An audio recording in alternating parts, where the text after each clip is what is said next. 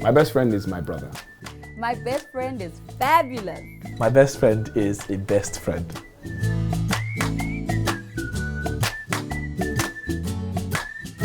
Her name is Charity and she's a force. His name is Bernard and he's a nonsense boy. His name is Faith, and there can't be two of him, it's just one.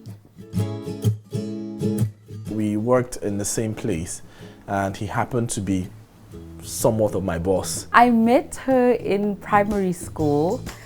I think it was a Valentine's Day cake sale.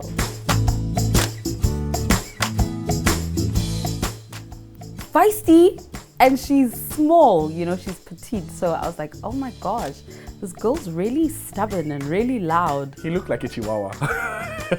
he looked like a chihuahua. He looked like this small boy, you know, that I was going to nurture. I think when we got into university, I think that was when we really became friends.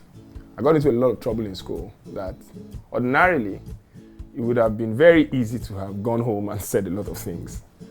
But he basically just kept quiet. From then on, we just seemed to run on autopilot.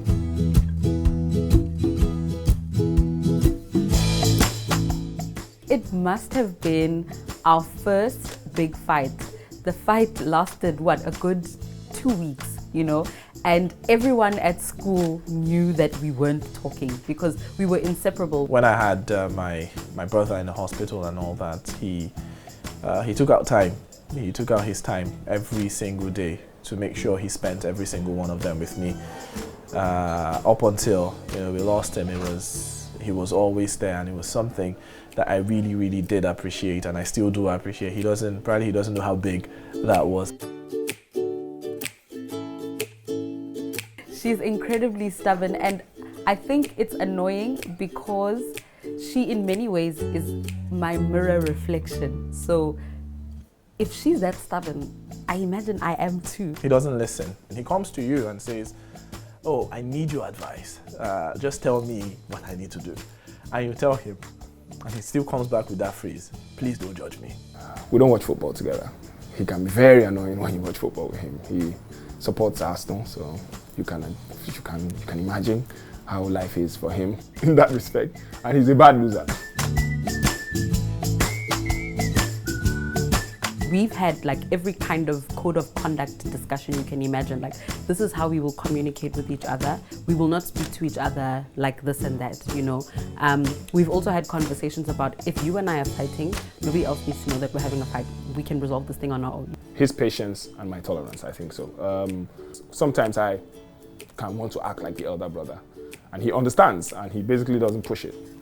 And then sometimes he can be a pain, and at that moment, because I don't want it to look like I'm acting like the elder brother, I basically have to also relax a little.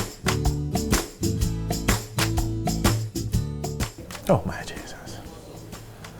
You are very annoying. You have a small head and a small stature. But yes, you're a very good friend. So I love you very, very much. And despite all of the annoying things I've done to you and the annoying things you have done to me, sometimes when you can be very, very, very, very, very stingy with money, I still love you like that, and you're still my best friend. I'm so grateful that I have someone in my life who sees me the way you do, because it reminds me of my purpose as well. And yeah, I really appreciate you. I love you.